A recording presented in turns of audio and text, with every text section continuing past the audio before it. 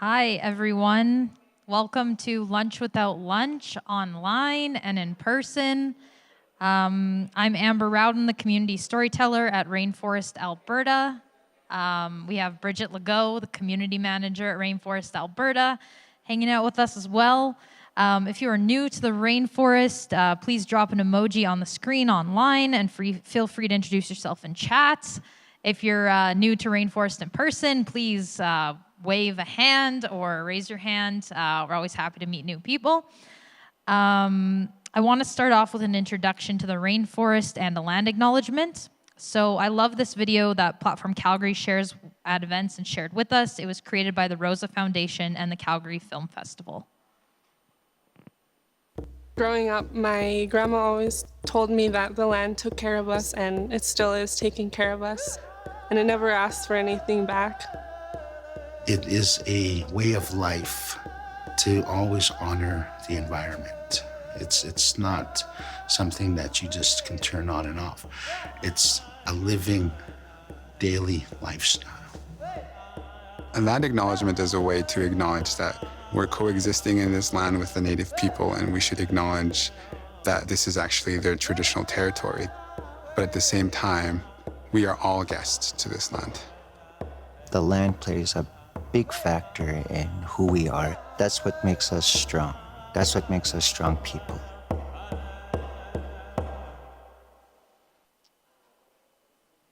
For those online in the Edmonton area, we acknowledge the traditional lands of the Treaty 6 territory of the Cree, Dene, Blackfoot, Saulteaux, Nakota Sioux, as well as the Métis. And if you're residing somewhere else in the world, Canada or Alberta, please feel free to share your own land acknowledgement in the chat.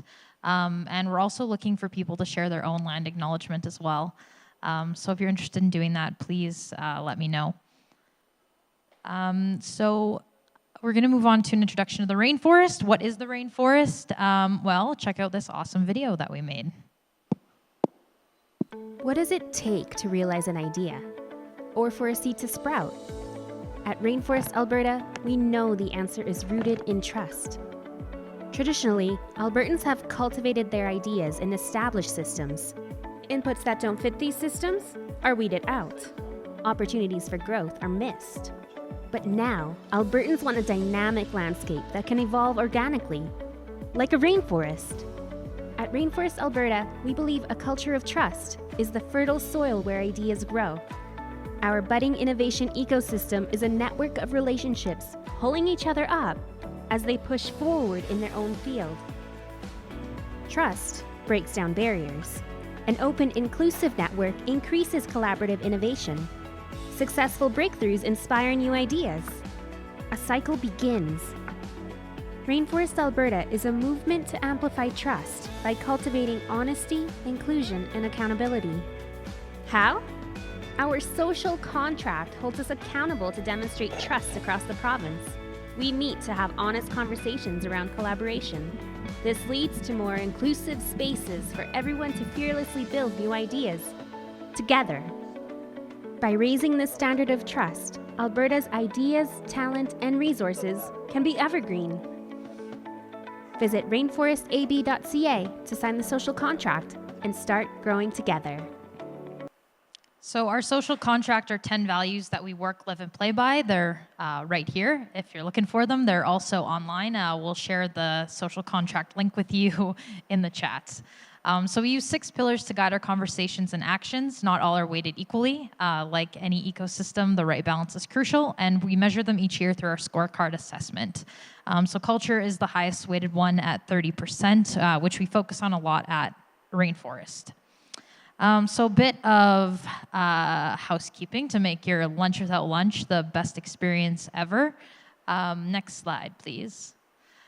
So if you're online, introduce yourself in the chat, what you're working on, what you're looking for, what you can offer.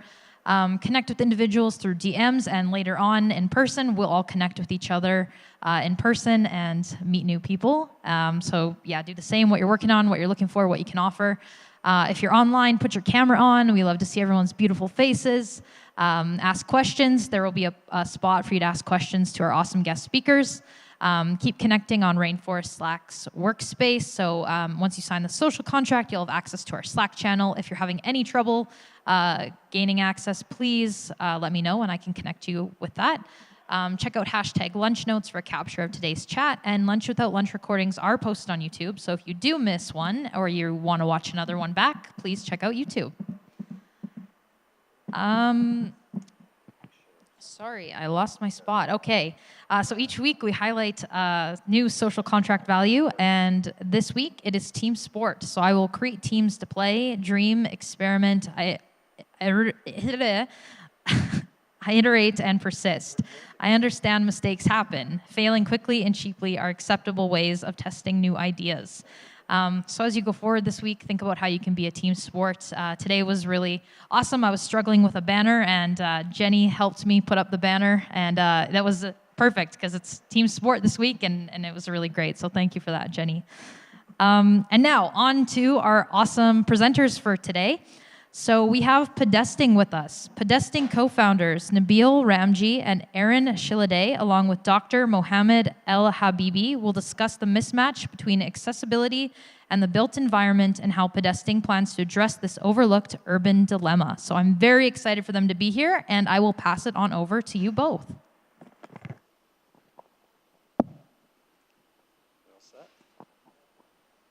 Hi, thanks, Amber. Can everyone hear me okay? Great, thanks. So hello, we're Pedesting. I'm Erin, and this is Nabeel. We are the same person. We like a good steak. We get comfort from a warm sweater. We enjoy taking in a good hockey game or a cultural event. We are the same person until we hit a staircase. At that point, Nabeel's trip is over. Nabeel has a disability and has used a wheelchair his entire life. This issue of a trip suddenly ending is a common occurrence for Nabeel and millions of Canadians like him. There are no navigation apps that get people from the curb to a store. Google Maps does a great job of navigation for cars. They collect their data with cars, and they concentrate primarily on the vehicular space, from curb to curb. In most cases, the sidewalks are not even represented on Google Maps. Information about the pedestrian environment is locked up in building drawings. There is no one place to go to retrieve consolidated data about the pedestrian environment. Cities and asset owners are rarely aware of what's happening in their pedestrian spaces or how challenging it is for people to get around.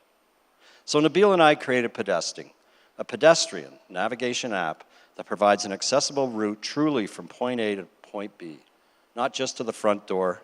Pedesting even goes indoors. We take building drawings, usually CAD files or 3D models, and we process them into high-definition maps. Pedesting's AI algorithms and machine learning can locate barriers and provide accessible alternative routing. Pedesting's users will be able to build on top of our base maps and augment the data, confirm information, or report temporary barriers, such as sidewalks that are closed due to constructions. Users of the app will be able to communicate through Pedesting with building owners, bringing awareness to the barriers they encounter. In a word, Pedesting maps are trustworthy. The pedestrian market is not small, and if you didn't know, disability affects approximately 15% of the population. Now you know the magnitude of the situation. In Canada, that's more than 5 million people who face challenges every day that are not addressed by traditional navigation apps or by the world of city planners, architectural designers, or asset owners. This is the entire food chain of the built environment. The spending habits, talent, innovative nature of the disabled community are substantial, and they should be a consideration to all of us. We also see a role Pedesting can play when parents who are pushing strollers require accessible routes, or when tourists are visiting a new city require pedestrian information for easy, accessible, interesting, and fast routes through the urban environment. We're working with the real estate asset owners who own most of the buildings in our cities to help them get more people into their buildings. In America, they may want to mitigate against lawsuits under the Americans with Disabilities Act. Other asset classes important to us include the institutions or universities who want to make a better experience for people on their sites who use their buildings day in and day out. And lastly, we are working with the municipalities who care about how residents and visitors move through urban space and want to create a great experience for pedestrians and celebrate the city's successes in making truly accessible pedestrian environments. Let's give a personal story. When I was at UFC a couple of years ago, the only bathroom that would work for me was McKim Hall. So when I was at the Haskins School of Business, it would take me 25 minutes to pedestrian all the way from McKim Hall. So it's nice to know where I'm going or where the closest bathroom is. So this is why it's important. So we'll turn that over back to Erin. Sure, now I lost my place. So we got through the cities. Yeah, so we're working with the cities to help make their pedestrian environments truly accessible. So slide 7, by the way, Jenny. Our app currently has modeled 2 typical C-train stations, 6 city blocks, including intersections, Brookfield Place and the Plus 15 connections, the new Central Library and Arts Commons, totaling over 600,000 square feet. We've held 5 community showcases before the pandemic and have performed alpha testing on our minimum viable product. We started working with Esri, one of the biggest names in the industry of city mapping and 3D building modeling. Our goal is to work with them to build some of the most advanced digital twins of the pedestrian environment that exist in the marketplace. Rick Hansen has spent more than 30 years raising awareness about accessibility in Canada. He is far ahead of the architectural community in terms of understanding how to design for greater accessibility. The building code merely provides the bare minimum of access, and there are, practically speaking, no codes that address vision loss. The Rick Hansen Foundation created the accessibility certification process, which is to accessibility in the built environment what LEED is to energy consumption in buildings. It's an amazing program, and Nabeel and I have both taken it, by the way. Intuitive is a national engineering firm. They have a structural, mechanical, engineering disciplines, but it's their pedestrian modeling group out of Toronto who contacted us about joining forces to consider accessibility in the disabled community in their modeling forecast. This is very exciting stuff, and it's new to pedestrian modeling, that a group has finally realized pedestrians aren't just people that walk, they're people that roll or push strollers or use walkers or other assistive devices. So it's very cool.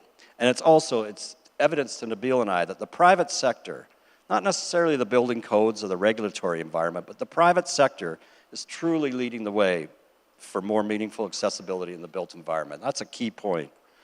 We've had detailed conversations with 7 of the 10 largest real estate companies in Canada who've demonstrated their commitment to pedesting by giving us digital drawings of all their buildings and by signing letters of intent to work with us.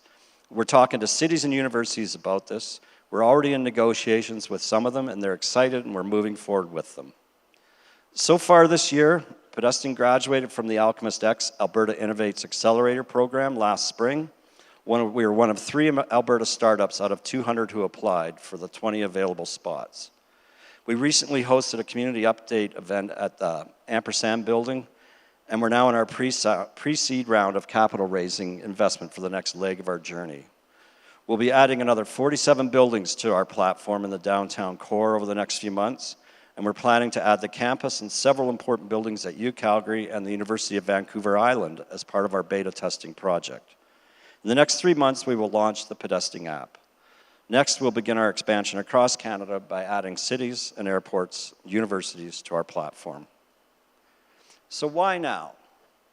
From where Nabeel sits, I'm standing, but from where we're sitting, the disabled community has been practically ignored during the design of our cities and buildings.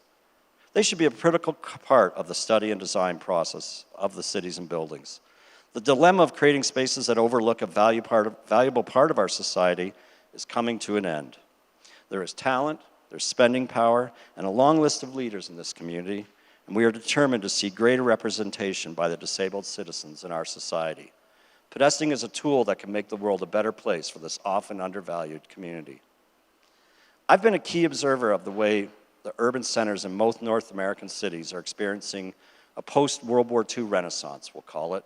People are craving and creating a more urban lifestyle, which very often means no car.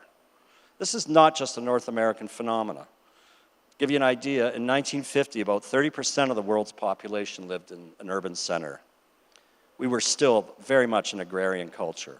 By 2070, that number will grow to 70%. And right now in Canada, we are more than 55% urban dwellers. We've already tipped the scales, like most developed countries. Good urbanism is primarily a pedestrian environment. Pedesting is a tool that all pedestrians can use to help understand and navigate that sliver of space that we all use daily. A major advancement in the study and design and maintenance of the built environment is called digital twinning. A digital twin is a 3D model of a building, complete with all its systems represented, such as mechanical, structural, the envelope or the skin of the building. And before or after a building is built, owners, architects, engineers, and facility managers can run all sorts of tests and models to study other hypothetical ideas on these simulations. They can gather data in real time. Most of Calgary has a digital twin of all its infrastructure beneath and above the ground. Pedesting is planting its flag in this digital world.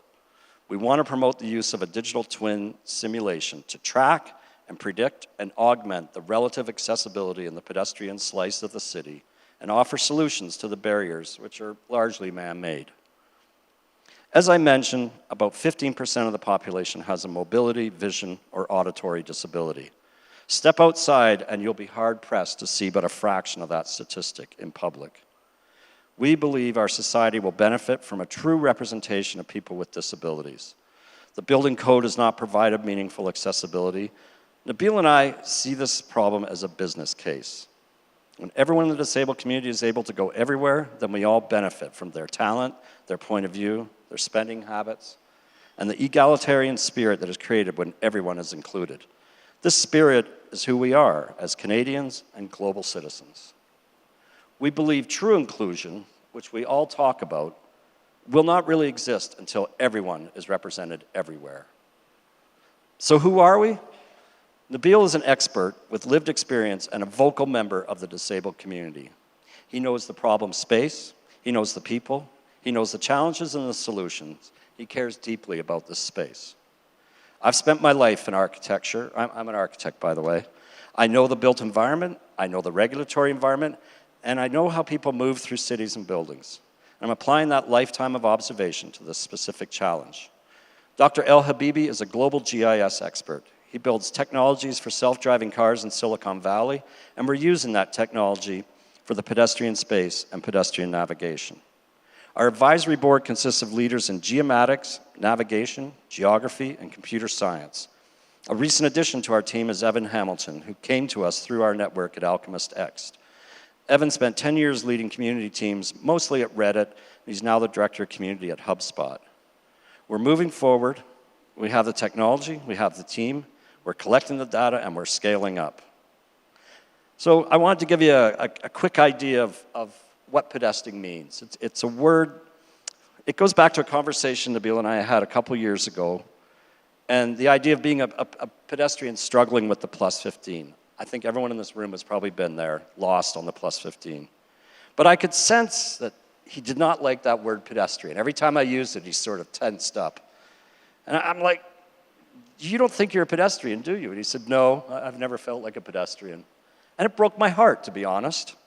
You know, I said, Nabs, in the world of design and building buildings, the city has two categories, vehicles and pedestrians. So when I'm designing a parking lot or an entrance to a building, they're very clear. Pedestrians and vehicles have two different ways of using that space, but they don't want, you know, we see it all the time where someone has to, like, have you ever noticed it's easier to drive to a Starbucks than to actually walk through the parking lot and get there? It's like vehicles have their space. The pedestrian space has been short-shifted. So I said, you know, there is no third category, dude. You're not a vehicle. You're a pedestrian. And it was an amazing conversation because I had to convince a 35-year-old man he was a pedestrian, that he's entitled to use the same space that I am. Now, stairs notwithstanding, Nabeel and I go pretty much everywhere together. So we looked up the definition of pedesting in dictionary, you know, Merriam-Webster, OED, and virtually everyone said a pedestrian is someone who walks to get from A to B. There was one that said that walks or uses tiny wheels. But that was about it. There was no mention of a wheelchair, no mention of disability. And I was kind of shocked that even the dictionary has this barrier between the disabled and the abled. That even the word pedestrian doesn't really paint the picture that Nabeel and I know exists, that we occupy the same space when we're pedesting around town. We don't use the word walk anymore, Nabeel and I. Pedesting, so we decided to create that word. Is there a word that just means to move through urban space? Whether you're walking or rolling or being carried or in a stroller, there was no word. So we thought, well, ped, it's Latin for foot, it's Latin for, it's generated many words that have to do with getting around without a vehicle. So we came up with this word pedesting, and it just means to move through urban space. It's meant to remove that linguistic barrier between a person walking or a person rolling. It heralds a day when rolling through a city will be as easy as walking through a city. What matters to us is that the built environment is not a barrier to access, but rather a place where we can all partake in the city's bounty. To pedest is to be equal. So, a call to action. We're familiar with all the pillars that Amber took us through, and inclusion and diversity, as I mentioned, they're words that we throw around a lot. Nabeel and I have said that the result of good inclusion and diversity is representation. So that's the word we hang our hat on. Representation is the result of diversity and inclusion. But you gotta have that representation to say you're truly diverse. We can talk about diversity and inclusion, but Nabeel and I are sort of like, I don't know if y'all know Missouri, the show me state. Show me that representation. I wanna see it. It's on their license plates, by the way, the show me state. Engaged activities. So Nabeel and I thought about, about a year ago, we thought, wouldn't it be cool to have something like a Jane's Walk for people to go out and start collecting data for our app about the pedestrian environment. 4 times a year, we figured, once each season, go out, snap some pictures, send them to us of a ramp or a barrier, and all this to us would be pedesting days. It would be just a little, hopefully informal, but eventually common occurrence, just like Jane's Walk, where people who are committed to urbanism, committed to accessibility, can help us gather information. So that would be our engaged activity. And then the resources of the rainforest and the platform group would help us with our beta testing, which we're just about ready to start calling on volunteers to help, and warm introductions to people in the investment community, as like I mentioned, we're in our first seed round. So we're going to show a short video that our software development team, Microengineering Tech, or MEDI, built for us. And it demonstrates firsthand how the app works. It's based on a real use case in an existing building, the new central library. And one can see how a person navigates to a destination who's able-bodied, and conversely, how the app works for someone who needs assistance, or who has a mobility challenge. So we're going to roll the video right now, and then Mohamed's going to come up and speak for a couple words to you.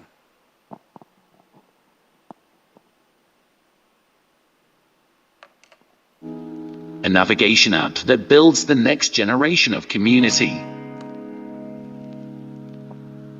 Select Central Library as the outdoor place. Navigate to Central Library entrance with Google Maps.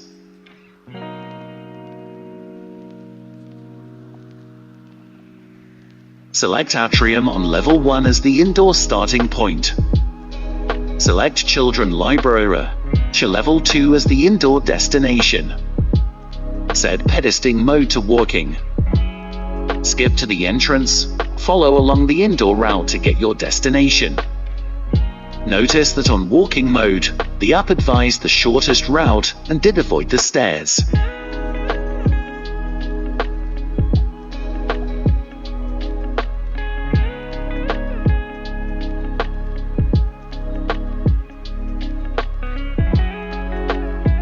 Select the same starting and destination points.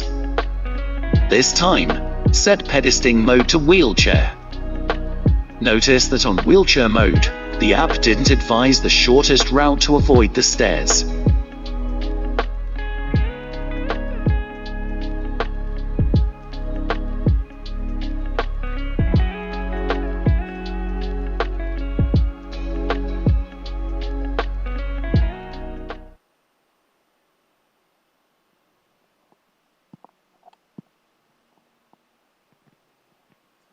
Hello. Oh, okay. Good afternoon, everybody. I mean, after what Erin said, it's very difficult to explain some technical stuff that we have been working. I'll just start by how we met and why we got actually engaged in such an amazing idea, and now it's a company. So, Microengineering Tech Inc. and its spin-off, RoboGarden Inc., that I represent, have been working into the deep tech since 2010. So we work on autonomous vehicles, drones, digital twin, based on two arms, software and geomatics. So we decided, I would say, 4 years ago to start providing our services away from internally by supporting and working with other companies. And when I met Erin and Nabeel through my mentor, actually, at Haskell School of Business, Professor Bob Scholz, and I was just hearing them exactly how he presented. So Erin and Nabeel were arguing about actually just pedesting, which is the terminology I will use it because you know. And the discussion and how they really were going back and forth, are they the same?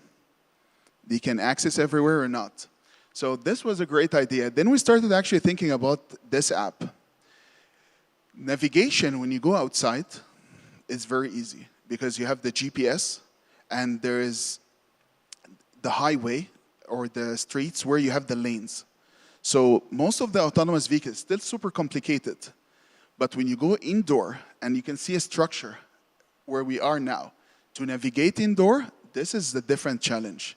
So immediately when we heard about the story, we put our technical hat, we understand that this app will need a lot of different pieces to get together and integrate it to actually solve a real problem. And now, getting more closely and working more closely with Nabeel and Erin, I find that it is super challenging almost every day.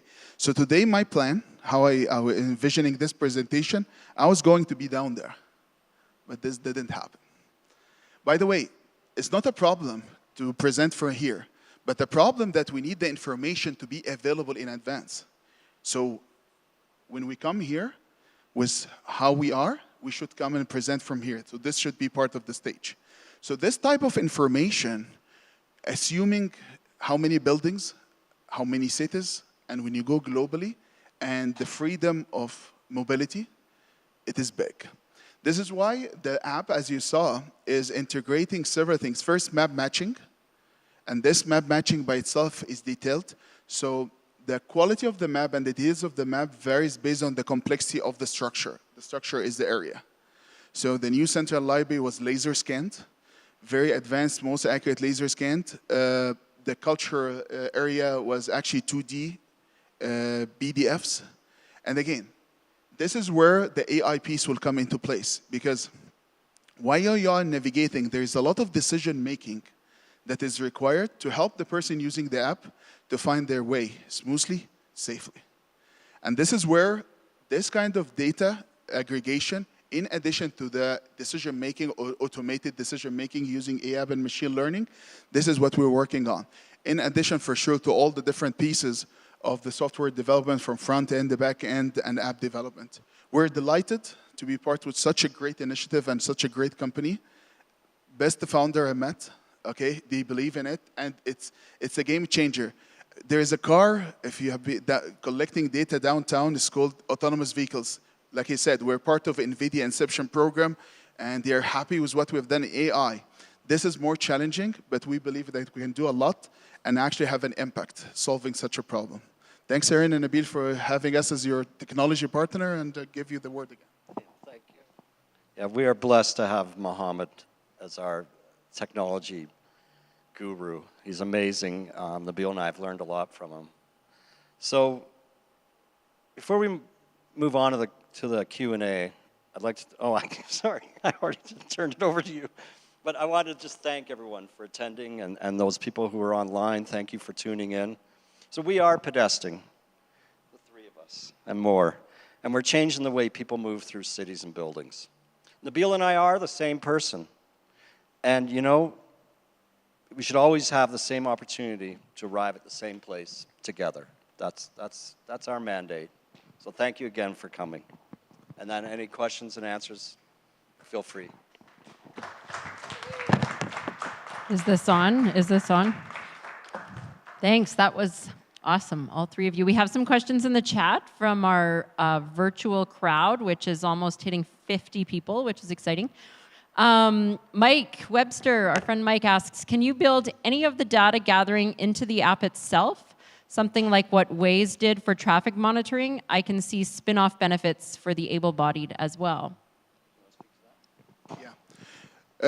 So in the moment, we have a tool for adding data as a base map. Because our solution, most of the, like Waze, when Google acquired, they're built mainly on Google Maps. So there is a base map.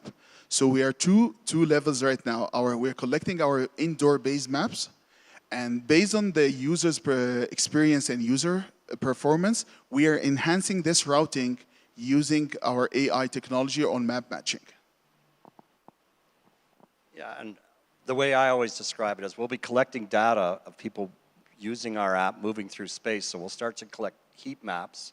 When you download the app, you fill out a profile, who you are, obviously, but how you get around. So Nabeel's profile, different than mine. So those profiles will then start to give us heat maps of the different kinds of people, how they pedest, whether they're walking, rolling, being pushed, or carried, or using an assistive device. I know that's my simplistic architectural version of that answer, but next. We'll go back to the online folks, and then if anyone in person has a question, just raise your hand or give us a nod. How do federal and provincial accessibility legislation and regulations support or challenge your ability to build internal maps quickly? And are you lobbying them to make changes so that building managers need your system? That's a lot. I guess the short answer is, Nabeel and I, as an architect, I guess I avoid the regulatory crowd as much as possible, but you can't. One needs permits, one needs, to have your building approved. So I get it, and I work with them all the time. We were tangentially involved with Carla Qualtrough, one of the minister, her portfolio at the time was persons with disabilities, and she was changing the code. She had a series of roundtables across the country. Probably it took her a year to go through all the major cities. Nabeel was called local champion for Calgary, and it was one of our first events we went to together. And in that case, we had to go a day ahead and check out the bathrooms, make sure we knew where Nabeel could go and could not go. And that's how we've been doing things, where Pedesting can help alleviate that time and effort.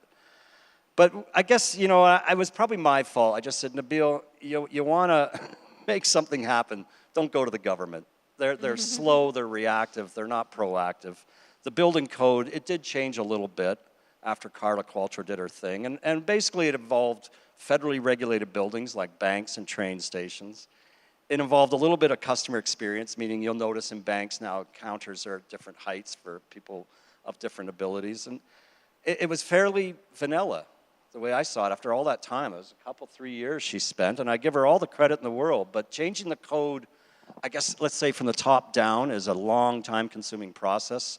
So I said, Nabeel, let's go to the building owners. Let's go to the private sector. Let's show the government how this can work, forgetting their codes. The codes are always the bare minimum.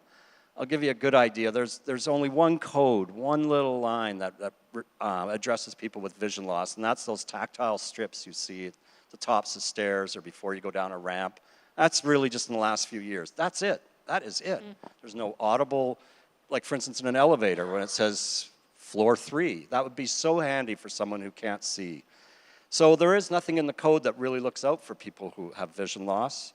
It's a very slow process, changing the code. So our attitude is, let's change attitudes of the building owners and the pedestrians that use those buildings, and eventually the government will come on board. But we're not waiting, I guess, is the short answer to the gentleman or woman's question. And for those that are interested, it's called the Accessible Canadian Act. And according to the act, the government wants to make Canada accessible by 2040, so that's almost 20 years out. So it will take some time if we just rely on the government or regulations. So we're trying to accelerate that process. take time. I'm curious, why is Braille so like, is Braille code? Do they have to include Braille on elevators, like you see it on elevators and elsewhere? Yeah, it's not part of the code. It's just something that is done. Interestingly, like a very small percent of the population is completely blind. And a small percent of those people actually use Braille. Not many people read Braille much. There's a lot more technology out there. I have a good friend who's completely blind. He gets a document, he can put it in a machine and it reads it to him and things of that nature. So, yeah, I guess, you know, and I've often looked at these Braille things, wondering how, does a person just walk down until they hit one? Like, there is no way to see one. You can imagine if they had a little radio frequency and it could tell your phone there's a Braille sign. You know, but even that, 10 feet in front of you, that doesn't necessarily make sense to someone who's blind. No kidding. That's one of our first challenges of, I guess, the next iteration of the app. I want it to have audio directions for people who are blind. It'll buzz when it wants you to turn right or vibrate when it wants you to turn left. Understanding 20 meters is not something a blind person can do very well, but the phone certainly, as the telemetrics get better, can say, okay, we've walked 20 meters, now you turn right. It's all fascinating to me that the technology's there. I guess nobody's corralled it to address this particular problem. Waze is wildly successful because a lot of people drive, you know, and I get that. Yeah. So we have a question here in the audience. Hi. I'm curious if you guys have ever heard of a project called Hive Mapper. Basically, Hive Mapper. It's do you know it?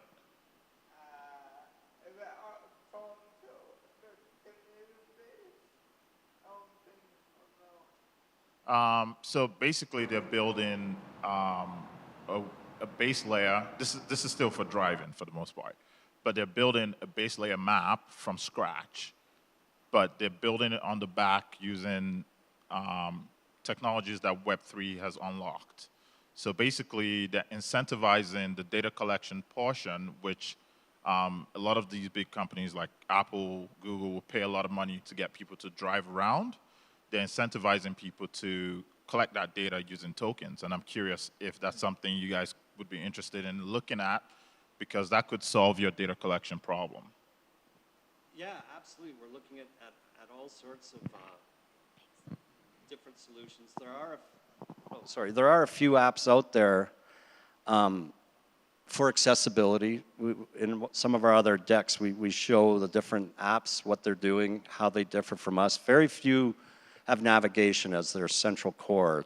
Some of them just tell you the destination is accessible, is not accessible, or is partially accessible. And we thought, you know, that's fine, that's great, it's data easy to collect. We really want to know, like, are there ramps, are there stairs, how do the bathrooms lay out? If it's a restaurant, are there different table heights, for instance? And that takes a little more digging. Although the public can help by snapping a picture of their favorite bar, saying it's got different heights, here's the entrance, here's the bathroom. You know, all these things to us are important. So to start off with, we've been getting our data from the building owners, their AutoCAD files, because they're authoritative, they're definitive. We know dimensions and clearances and elevation changes. But we are hoping then to add on to that base map information from the general. I'd love to look and I'd like to write down the actual name, if that's okay. Okay, thanks. Yeah. Sorry, I have a question. You know, I have a prosthetic leg, and when I'm going on Google and trying to get somewhere, and let's say it's just walking distance, you know, a little map shows you how to get there. One thing I find really annoying is that it won't even show the proper pedestrian way and doesn't even know if it's elevation or not. So are you guys thinking about integrating or potentially integrating with Google? So let's say if someone just goes to Google Maps and searches, hey, I want to go to this place, what's the easiest way for someone who has accessibility? Because, you know, with Google, you could do the whole, like, taxi or walking or bicycling. But if you have a mobility issue, and they can be like, this is your route if you have a mobility issue, that would be like a huge help. So guys, have you thought about maybe integrating with Google or partnering up with them? Just a thought, just curious. I'll take part of that. We certainly see a day when the Pedesting solution can work with Google or Apple or other maps, other platforms. you know, it's more of a technology question how it's going to work. When we look at a Google map, it's really, like I say, it's all about the street, from curb to curb, meaning from the street side of the curb to the other side of the street. And what we're interested in is from that curb to the building, that pedestrian space. So at some point, absolutely, Nabeel and I will find ourselves talking to Google about, look, we're collecting data from this narrow strip of land between vehicles and buildings and inside buildings themselves. So we're almost like the anti-Google. We're collecting data on everything they're not in our minds because we're not vehicles, as I convinced Nabeel a few years ago. So I hope that answered your question. Great question. And same point also about the other apps of data acquisition. So we are even currently now integrated with Google. So for example, if you would like to come to the new central library using the Pedesting app, from your starting point until you reach the central library, this is Google. And you pick up as a train or it is a car or walking. So this is because we are complementary. Then once you arrive in the central library, you start getting the Pedesting navigation to tell you which entrance is accessible and where you go. Coming back, now when you see the logos, we're talking to Esri also, because there's an advantage into the buildings that the drawings are there, but there's still most of them private, government, someone owns these drawings. So we have somehow to, for the outside, when it comes more the crowdsourcing side, it's Google, Apple Maps, and so on.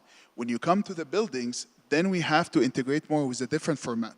So Pedesting will be complementary because it's taking the 2D, 3D information within the building and integrating it with our navigation module with what's outside, which is Apple Maps and Google Maps and so on. And this is why we see ourselves complementary. We are open for any integration because the base maps, it's available and the elevation is a big piece for indoor. This is why, because it's different from the streets or the car. There is elevation and the structure.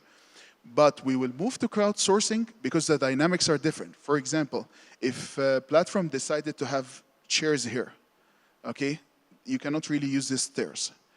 So there is even the structure of the buildings, the dynamics, this is where the crowdsourcing piece will kick in to get more real-time updates on the base map that was trained before. Good. Thanks for all the questions. And there's plenty of comments in the chat, but we'll post the chat in our Slack channel so you can access those after. And if anyone wants to connect with Pedesting, I think we have the info on the screen, so that's helpful. We're going to give some time for everyone in the virtual room here to network and get to know each other, and we'll do the same here in person. Just upstairs over here to my left, some people's rights, and we'll come, actually, we should probably do community announcements first. I'm a little rusty at this in-person thing. We are going to do community announcements before, in case some folks want to jump off. In case people want to jump off before the networking time, though I urge you to stay because this is where we have some fun. If there are any announcements online, if you could throw them in the chat and I'll read them out. And is there anyone here in person who would like to share? Al would. Hello, everybody. Al Daldegan here. I got two things. First of all, listen to the Rainforest podcast, Leaders, Innovators, and Big Ideas. We're always looking for hosts and guests. It's a community-hosted podcast, so please contact me if you're interested in, exercising your internal radio DJ voice. Secondly to that, some of you may have seen me present at a previous Lunch Without Lunch about my new company, New Idea Machine. We're a bit of a victim of our own success. We currently have about 70 new developers, UI UX designers, and product managers on our team. And so we want to get them through the other end of the funnel, which means getting them jobs with your companies. So if you're interested in looking for resources, please reach out and contact me. Thank you. Great, thanks, Al. And lots of great here in the chat, so Pedesting, if you want to check those out after, you should. And there's a great segue here to a Calgary Economic Development event, a CED event, being hosted on a conversation about active and accessible communities for a thriving Calgary. So if today's conversation piqued your interest, which it really seems to have, both online and in person, it is happening tomorrow. So the information will be in our Slack channel. And Gail Pally would like to share to save the date for the 33rd Annual Aztec Awards, which are Friday, November 4th at NATE in Edmonton. And Peter Lafontaine is looking for folks interested in an ESG panel discussion entitled The Truth About ESG. And there's a lot of info there, so if you're interested in that, connect with Peter Lafontaine. People want Al's contact info, I will throw it in here. Any other announcements from the in-person crowd? No. Okay, so I'm going to open the breakout rooms online, and for those of us in person, we can just head upstairs here to get to know each other. Thanks so much, Pedesting. Great to have you, and we look forward to following your journey.